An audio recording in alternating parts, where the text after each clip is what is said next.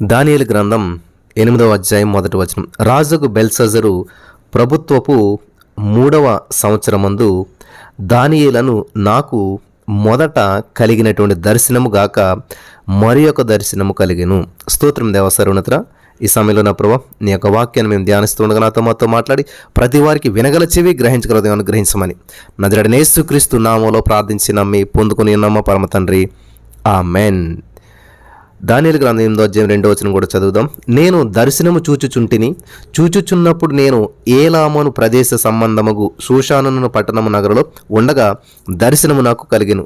నేను ఊలయ్యను నది ప్రక్కన ఉన్నట్టు నాకు దర్శనము కలిగెను. నేను కన్నులెత్తి చూడగా ఒక పొట్టేలు ఆ నది ప్రక్కన నిలిచియుండెను. 3వ వచనం. దానికి 2 కొమ్ములు, ఆ కొమ్ములు ఎత్తైనవి గాని ఒకటి రెండవ దానికంటే ఎత్తుగా ఉండెను. ఎత్తుగలది దానికి తరువాత మొలిచినటువంటిది. ఆ పొట్టేలు కొమ్ముతో పశ్చిమముగాను ఉత్తరముగాను దక్షిణముగాను పొడుచుచుండుట చూచితిని. ఇట్లు జరుగగా దానిని ఎదురించుటకైనను అది పట్టకుండా తప్పించుకున్నటకైనను ఏ జంతువునకును శక్తి లేకపోయెను. అది తనకిష్టమైనట్టుగా జరిగించుచు బలము చూపుచూ వచ్చెను. నేను ఈ సంగతి ఆలోచించుకొనిచుండగా ఒక మేకపోతు పడమట నుండి వచ్చి కాళ్ళు నేల మోపకుండా భూమి యందంతటా కూడా పరుగులెత్తెను. దాని 2 కన్నుల మధ్యన ఒక ప్రసిద్ధమైనటువంటి కొమ్ము ఉండెను. దేవునికి స్తోత్రం కలుగును గాక. ఈ దర్శనం దానియేలుకు క్రీస్తు పూర్వం 551 సంవత్సరంలో కలిగింది. షూషాను ఏలాము ప్రాంతంలో ఉన్నటువంటి ప్రధాన నగరం. ఈ షూషాను పారసీక సామ్రాజ్యానికి రాజధాని నగరం. ఏలాము బబులోనుకు తూర్పుగా ఉన్నటువంటి అది ఒక కొండ సీమ. ఈ దర్శనంలో 2 కొమ్ములు కలిగినటువంటి పొట్టేలు కనిపించింది. అది మాదీయ పారసీక రాజ్యాన్ని సూచిస్తుందన్నమాట. ఈ 2 కొమ్ముల్లో ఎక్కువ బలం కలిగినటువంటిది పారసీకము. ఆ కాలంలో మాదీయ పారసీకంనకు ఎదురు లేదు అన్నమాట. అది గమనించాలి. ఈ దర్శనంలో ఆ తర్వాత కనిపించినటువంటి జంతువు మేకపోతు అంటే గ్రీసు మాసిదోనియా సామ్రాజ్యానికి మొదటి రాజు అలెగ్జాండర్. పొట్టేలు మేకపోతు దానియేలు ప్రవచనం చెప్పాడు అనమాట. అది వెంటనే నెరవేరింది. ఇక్కడ యూదులను హింసించినటువంటి నియంతలో అంటియోకస్ ఎపిఫానెస్, రోమా చక్రవర్తి అయినటువంటి నీరో, ఈ పేర్లు వారి యొక్క హింసా కార్యక్రమంలో చరిత్రకెక్కినటువంటి పేర్లు ఇంటర్నెట్లో చూడొచ్చు. చిన్న కొమ్ము చేసినటువంటి నిర్వాహకం అంతా ఇంత కాదు. దానియేలు గ్రంథం 2వ అధ్యాయం 4వ వచనం నుంచి 7వ అధ్యాయం 28వ వచనం వరకు కూడా అంతా కూడా అరామిక్ భాషలో రాయబడి ఉన్నది. కల్దీలు సిరియా భాషలో అనగా అరామిక్ భాషలో మాట్లాడతారు. సిరియా భాష అన్న అరామిక్ భాష అన్న ఒకటే గమనించాలి. ఈ కల్దీలు సిరియా భాషలో అంటే అరామిక్ భాషలో మాట్లాడతారన్నమాట. కల్దీలంతా కూడా మధ్య ప్రాంతంలో అరామిక్ భాషనే ఎక్కువగా మాట్లాడతారు. ఎజ్రా గ్రంథం కూడా అరామిక్, హెబ్రీ ఈ 2 భాషల్లో కూడా రాశారు. అరామిక్ భాష అందరికీ అర్థమైంది. అరామిక్ భాష 4 రాజ్యాల్లో అందరికీ తెలిసినటువంటి భాషే అని మీరు ఈ యొక్క సత్యాన్ని గ్రహించాలని చెప్పి ప్రభు పేరట మన చేస్తూ ఉన్నాను. దేవునికి స్తోత్రం కలుగును గాక. హల్లెలూయా. ఇప్పుడు దానియేలు గ్రంథం 8వ అధ్యాయం నుంచి తిరిగి హెబ్రీ భాష వాడబడుతుంది. మళ్ళీని బెల్షస్సరు రాజు ఏలినటువంటి 3వ ఏట దానియేలుకు మునుపు వచ్చినటువంటి దర్శనం కాక మరొక దర్శనం కలిగిందనమాట. ఈ బెల్షస్సరు బబులోనుకు చిట్ట చివరి రాజు. ఎవరంటండి బెల్షస్సరు? బబులోనుకు చిట్ట చివరి రాజు బెల్షస్సరు అనమాట. 7వ అధ్యాయంలో ఉన్నటువంటి దర్శనం కూడా ఇదే కాలంలో కలిగింది. అది షూషాను పట్టణం ఊలై అనేటువంటి కాల ఒడ్డు. షూషాను అనగా షూషా అనేటువంటి పట్టణం. ప్రపంచ సామ్రాజ్యమైనటువంటి మాదీయ పారసీకమునకు ఇది రాజధాని. వింటున్నారా? ఈ ఊలై నది రాజధాని ప్రక్కగా ప్రవహిస్తూ ఉంది. దీనినే కెర్కా నది అని కూడా అంటుంటారు. ఈ యొక్క ప్రవచనాలన్నీ కూడా ఈ సూసనలో పలకబడినటువంటివి. ఈ ప్రవచనాలు 2 శతాబ్దాలలో నెరవేరినాయి. శత అంటే 200 సంవత్సరాల్లో ఇవి నెరవేరినాయి అన్నమాట. నేను ఊలై అను నది ప్రక్కన ఉన్నట్టు నాకు దర్శనము కలిగెను. నేను కన్నులెత్తి చూడగా ఒక పొట్టేలు ఆ నది ప్రక్కన ఉండెను. దానికి 2 కొమ్ములు, ఆ కొమ్ములు ఎత్తైనవి కానీ ఒకటి రెండో దానికంటే ఎత్తుగా ఉండెను. ఎత్తుగలది దానికి తరువాత మొలిచినటువంటిది. దానియేలు గ్రంథం 8వ అధ్యాయం 3వ వచనం చూస్తున్నాం. ఈ పొట్టేలు 2 కొమ్ములు. మాదీయ పారసీక రాజ్యం గోప్రియాస్ అనేటువంటి మాదీయ రాజు బబులోను నాశనం చేశాడు. ఆ తర్వాత పారసీక రాజులు వచ్చారు, మాదీయులు తగ్గారు, పారసీకులు వచ్చారు. ఇది జరిగినటువంటి చరిత్ర అన్నమాట. ఈ పొట్టేలు కొమ్ముల్లో చిన్నది మాదీయం, పెద్దదేమో పారసికం. ఆ పొట్టేలు పడమటి దిక్కుకు, ఉత్తర దిక్కుకు, దక్షిణ దిక్కుకు తిరుగుతున్నట్టుగా మనం చూస్తూ ఉన్నాం. ఆ దిక్కుకు ఆ కొమ్ములతో ఏం చేస్తుంది, పొడుస్తూ ఉందన్నమాట. ఆ పొట్టేలు ఎదుట మరి ఏ జంతువు కూడా నిలబడతలేదంటండి. వింటున్నారా? దాన్ని ఎదిరించుటకైనను, చూసారా, పొడుస్తుంది కాబట్టి 8వ అధ్యాయం 4వ వచనం వరకు, ఎదిరించుటకైనను, అది పట్టుకుండా తప్పించుకున్నట్టుకైనను ఏ జంతువునకు శక్తి లేకపోయినంట. తనను తాను ఆ పొట్టేలు గొప్ప చేసుకుంటూ ఉంది. ఆ పొట్టేలు అన్ని దిక్కులకు వెళ్తూ ఉంది, కానీ తూర్పు దిశగా వెళ్ళలేకపోతుంది. దూర ప్రాచ్యాత్యానికి వెళ్ళడం లేదది. తూర్పున ఇండియా, చైనా దేశాలు ఉన్నాయి, గమనించాలి తూర్పున. అయితే ఆ పొట్టేలు మిగతా దిక్కులకు చొచ్చుకొని పోయింది. 7వ అధ్యాయంలో ఎలుగుబంటు ఇదే. రాజ్య విస్తరణ కాంక్షతో ఇది ముందుకు పోతూ ఉంది. దానియేలు గ్రంథం 8వ అధ్యాయం 5వ వచనం మనం చూసాం. నేను ఈ సంగతి ఆలోచించుకొనుచుండగా ఒక మేకపోతు పడమట నుండి వచ్చి కాళ్ళు నేల మోపకుండా భూమి అందంతటా పరిగెత్తెను. దాని 2 కనుల మధ్యన ఒక ప్రసిద్ధమైనటువంటి కొమ్ము ఉండెను. దానియేలు గ్రంథం 8వ అధ్యాయం 5వ వచనంలో చూస్తున్నాం. ఈ మేకపోతు పొట్టేలుని మించిపోయింది. ఇది వేగవంతమైనటువంటిది, బలమైనటువంటిది. మేకపోతు గ్రీసు రాజ్యం కన్నుల మధ్య కొమ్ము మహా అలెగ్జాండర్. ఈ పారసీకమును మించినటువంటిది గ్రీసు. దీన్ని కాళ్ళు నేలను ఆనటం లేదనమాట. దాని కాళ్ళు భూమి మీద, చిరత పులికి 4 రెక్కలు అంటే ఇదే అనమాట. గ్రీసు సైన్యాలు మహావేదంగా వచ్చిపడ్డాయి. అలెగ్జాండర్ మహావిజేత. 6వ వచనంలో, ఈ మేకపోతు నేను నది ప్రక్కన నిలిచుట చూచినటువంటి 2 కొమ్ములు కలిగినటువంటి పొట్టేలు సమీపమునకు వచ్చి భయంకరమైనటువంటి కోపంతోనూ బలంతోనూ దాని మీదకి ఢీకొని వచ్చెను. 8వ అధ్యాయం 6వ వచనం, ఢీకొని వచ్చింది. 7వ వచనం, నేను చూడగా ఆ మేకపోతు పొట్టేలును కలుసుకొని మిక్కిలి రౌద్రము గలదై దాని మీదకు వచ్చి ఆ పొట్టేలును గెలిచి దాని 2 కొమ్ములను పగలగొట్టెను. ప్రియులు గమనించాలి, ఆ పొట్టేలు దానిని ఎదిరింపలేకపోయినందున ఆ మేకపోతు దానిని నేలను పడవేసి త్రొక్కుచుండెను. దాని బలమును అణచి ఆ పొట్టేలును తప్పించుట ఎవరి చేతను కాకపోయెను. దానియేలు గ్రంథం 8వ అధ్యాయం 8వ వచనం చూసినట్లయితే, ఆ మేకపోతు అత్యధికంగా బలము చూపుచూ వచ్చెను. అది బహుగా పుష్టి నొందగా దాని పెద్ద కొమ్ము విరిగెను. విరిగినటువంటి దానికి బదులుగా 4 ప్రసిద్ధమైనటువంటి కొమ్ములు ఆకాశపు నలుదిక్కులకు 4 పెరిగెను. నేను చూడగా ఆ మేకపోతు పొట్టేలను కలుసుకొని మిక్కిలి రౌద్రము గలదై దాని మీదకు వచ్చి ఆ పొట్టేలను గెలిచి దాని 2 కొమ్ములను పగులగొట్టెను. ఇక్కడ హసస్త అనేటువంటి వాడు చివరి పారసీక రాజు. ఐరోపాను, గ్రీకును తారసిల్లాడు. 3 లక్షల మంది సైనికులు, మరి సైనికుల కుటుంబాలు తరలి వచ్చారు. గ్రీసు దేశస్థులు గడుచువారు. వారు వెంటనే కదలలేదు. జాగ్రత్తగా గమనించాలి. ఇక్కడ గ్రీకు సైనికుడు ఒకడు 10 మందికి సమానం. గ్రీకు సైనికుడు ఒకడు కూడా 10 మందికి సమానం. గ్రీకు సైనికులకు ఉన్నంత క్రమశిక్షణ పారసీకులకు లేదు. థర్మపోలిలో గ్రీకులకు మరి అఖండ విజయం ప్రాప్తించింది. అనేక మందిని గ్రీకు సైనికులు అక్కడికక్కడే హతం చేశారు. గమనించాలి, అక్కడికక్కడే హతం చేశారంటండి. ఇక్కడ సలామిస్ రేవులో హసస్త ఓడలు తుఫాన్లో చిక్కుబడి నాశనమైపోయాయి. 300 నౌకలు పాడైపోయాయి. పడమటి నుండి గొప్ప విజేతగా అలెగ్జాండర్ ముందుకు వచ్చాడు. అలెగ్జాండర్ తన 32వ ఏట చనిపోయాడు. వింటున్నారా? 32 సంవత్సరాలకే చనిపోయాడు అలెగ్జాండర్. ప్రపంచ విజేత అంటాం మనం, కానీ 32 సంవత్సరాలకే జీవితాన్ని ముగించాడు. అలెగ్జాండర్ ముక్కాకులు తీరినటువంటి సైన్యాధిపతి. సైన్యమునకు మోహరించడంలో అతడే సాటి. మేకపోతు పొట్టేలను ఢీకొని గెలిచింది. దాని 2 కొమ్ములను విరగ్గొట్టింది, పగులగొట్టింది. గమనించి, అలెగ్జాండర్ మహావిజేత అన్నమాట. మహా అలెగ్జాండర్ అంటారన్నమాట. అలెగ్జాండర్ ద గ్రేట్ అంటారు. అంటే మహా అలెగ్జాండర్ అని అర్థం అన్నమాట. అలెగ్జాండర్ ఎవరంటే మహావిజేత. ఇక్కడ అలెగ్జాండర్ క్రీస్తు పూర్వం 323వ సంవత్సరంలో హఠాత్తుగా చనిపోయాడు. హఠాత్తుగా బబులోను, మాదియా, పారసీక రాజ్యం, గ్రీసు, మాసిదోనియా రాజ్యం ఇవన్నీ కూడా అంతరించాయి. రాజులు మరి వీళ్ళు మద్యపానాసక్తులైపోయారు, చరిత్ర గర్భంలో కలిసిపోయారు. అలెగ్జాండర్ మద్యపానం చేత తనను తాను నాశనం చేసుకున్నాడు. మద్యపానం అది నాశనం అని తెలిసి కూడా మానటానికి ఇష్టపడతలేదు ఈరోజు చాలామంది. దాని 8 ఏడులో చూసినట్లయితే, నేను చూడగా ఆ మేకపోతు పొట్టేలను కలుసుకొని మిక్కిలి రౌద్రము గలదై దాని మీదకి వచ్చి ఆ పొట్టేలను గెలిచి అంటున్నాడు ఇక్కడ. దాని బలమును అణిచి ఆ పొట్టేలను తప్పించడు ఎవరి చేతను కాకపోయినా. ఎవరి వల్ల కావట్లేదంటాడు, ఎవరి వల్ల కాకట్లేదంటాడు. ఆ మేకపోతు అత్యధికంగా బలము చూపుచూ వచ్చెను.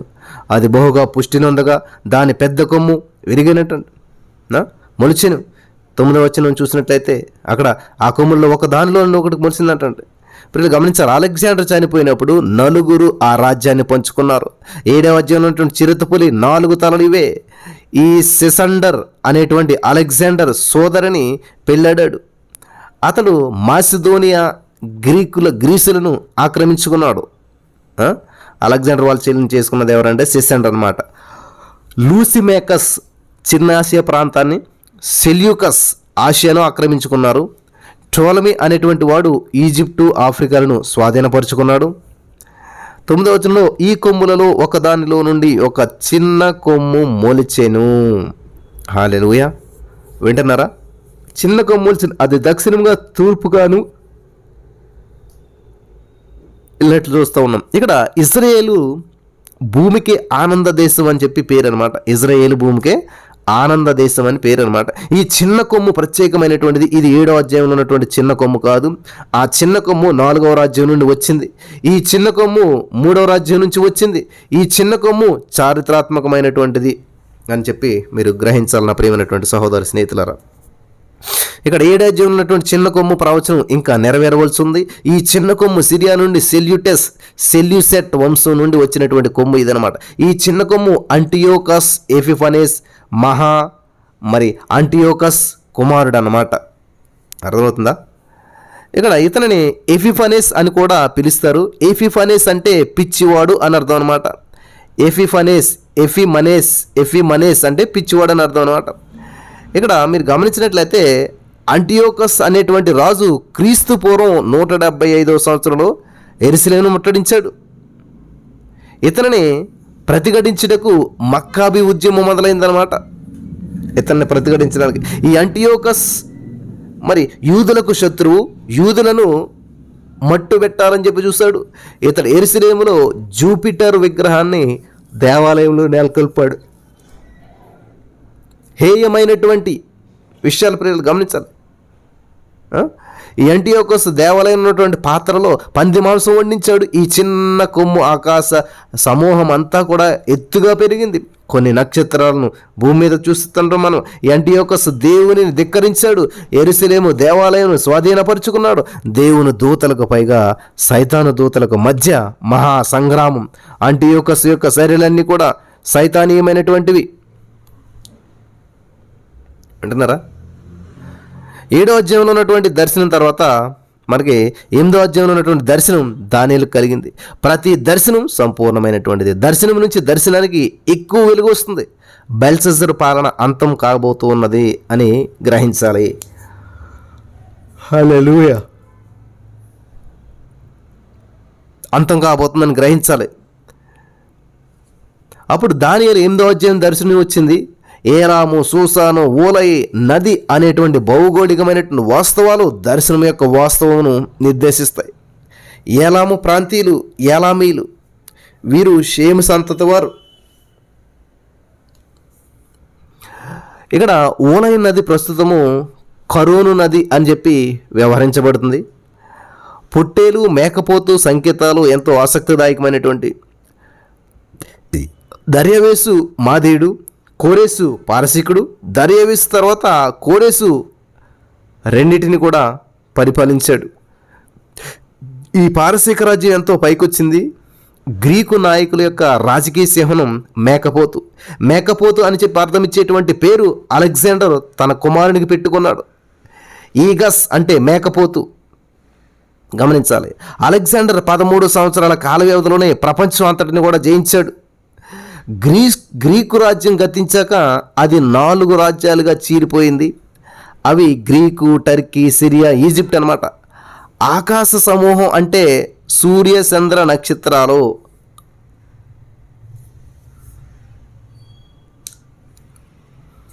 యెహోవా సైన్యములకు అధిపతి అంటే పరలోక సైన్య సమూహము. చిన్న కొమ్ము నక్షత్రాల్లో కొన్నిటిని పడవేసి త్రొక్కుతుంది. మరి నక్షత్రాలు అనగా ఇజ్రాయేలీలు. పొట్టేలు అంటే మాదీయ పారసీక రాజ్యం. మేకపోతు గ్రీసు రాజ్యం. గ్రీసు రాజ్యం. హల్లెలూయా. ఇక్కడ పొట్టేలుకు మేకపోతుకు మధ్య యుద్ధం జరుగుతుంది. 4 కొమ్ములు, చిన్న కొమ్ము. ఈ చిన్న కొమ్ము అంత్యక్రీస్తు.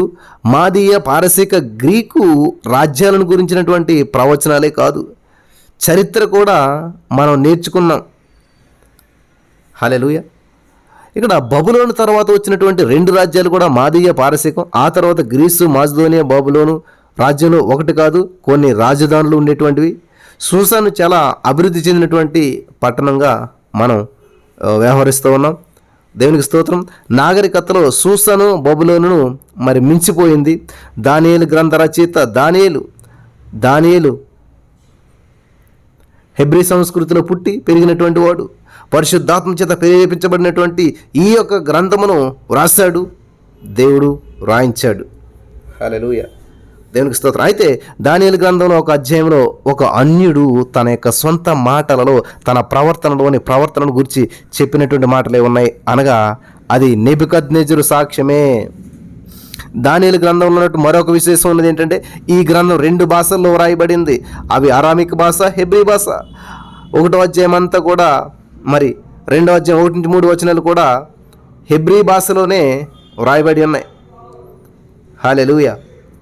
దేవునికి స్తోత్రం కలుగును గాక. ఇక్కడ 1వ అధ్యాయం అలాగే 2వ అధ్యాయం 1-3 వచనాలు హెబ్రీ భాషలోను, 2వ అధ్యాయం 4వ వచనం నుంచి 8వ అధ్యాయం వరకు మరి అవి అరమిక్ భాషలోనూ వ్రాయబడినటువంటివిగా మనకి తెలుస్తూ ఉంది. దేవునికి స్తోత్రం కలుగును గాక. హల్లెలూయా. దానియేలు గ్రంథం 2:4లో చూసినట్లయితే, కల్దీలు సిరియన్ల భాషలో ఎట్లాంటిది, రాజు చిరకాలము జీవించునుగాక, తమరి దాసులకు కల సెలవీయుడి, మేము దాని భావమును తెలియజేసేదము అని మాట్లాడుతున్నాడు.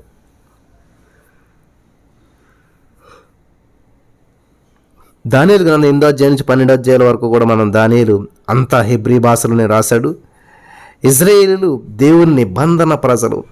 వీరి చరిత్రను దానియేలు గ్రంథస్థం చేశాడు. హల్లెలూయా. Thank you Jesus. ఇక్కడ దానియేలు అన్యుల కాలాన్ని ఎలా జరుగుతున్నాయో చూపవలసినటువంటి బాధ్యత తనకు ఉన్నట్లు గుర్తించాడు.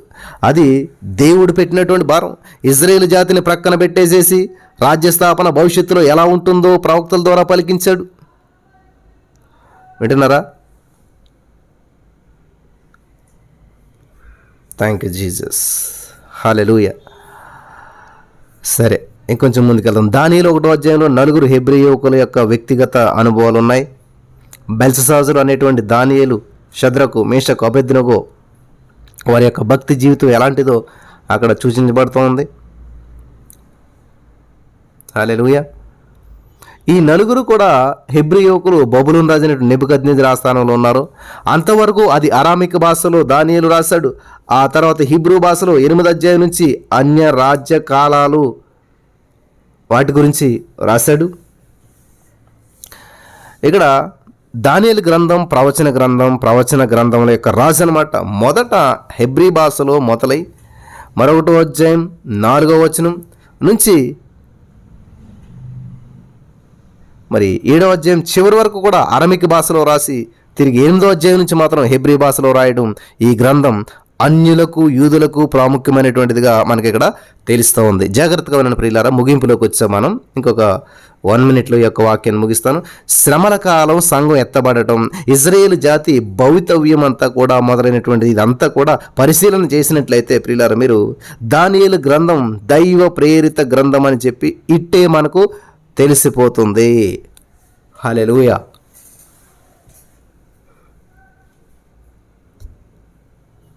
బైబిల్ మానవాతీత గ్రంథం, పరిశుద్ధాత్మ ప్రేరితమైనటువంటి దైవ ప్రణీయము. బైబిల్ అంటే పొట్టేలు దర్శనం, గాబ్రియేలు దూత దానియేలుకు దర్శనం తెలియజేస్తాడు. చరిత్ర వెలుగులో దానియేలు దర్శనాలను మనం పరిశీలించాలి. పొట్టేలు వచ్చి బబులోనును జయించింది. హల్లెలూయా. మాదీయ పారసీక రాజ్య సంకేతం పొట్టేలు. మరి వారి యుద్ధ ధ్వజాలపై పొట్టేలు చిత్రీకరించబడింది ఉంటుంది. పొట్టేలు తర్వాత మేకపోతు వచ్చింది. పొట్టేలు తర్వాత మేకపోతు గ్రీకు రాజ్యం మాదీయ పారసీక రాజ్యం జయిస్తుంది. దానియేలు ఈ యొక్క ప్రవచనాలు వ్రాయిచూ ఉన్నప్పుడు ఇవన్నీ కూడా నెరవేరుతాయని చెప్పి దేవుడు పలికిస్తూ ఉన్నాడు. మేకపోతు మరి పొట్టేలుని గెలిచింది, దాని 2 కొమ్ములు కూడా విరగ్గొట్టబడింది. దేవునికి స్తోత్రం కలుగును గాక. హల్లెలూయా. వింటున్నారా? అలెగ్జాండర్ పడమటి నుండి తూర్పు దిశగా వచ్చాడు. మిగతా దండయాత్రలతో తూర్పు నుంచి పడమటకు, ఉత్తరానికి, దక్షిణానికి వచ్చాడు. గ్రీసు తరువాత చిన్న కొమ్ము లేచింది. ఆ చిన్న కొమ్ము అంటియోకస్ ఎపిఫానెస్ మహాశ్రమల కాలంలో ఇతడే పాప పురుషుడు. అంతిమ విజయం యేసయ్యదే. కాబట్టి మీరు ఎటువంటి ఆందోళన గురించి వెళ్తున్నా, ఎటువంటి సమస్యల గురించి వెళ్తున్నా, ఎవరు ఆందోళన చెందొద్దు. అంతిమ విజయం యేసయ్యదే. యేసే నమ్మిన వారిదే. నమ్మిన వారు పొందుకుందరు గాక. ఆమేన్.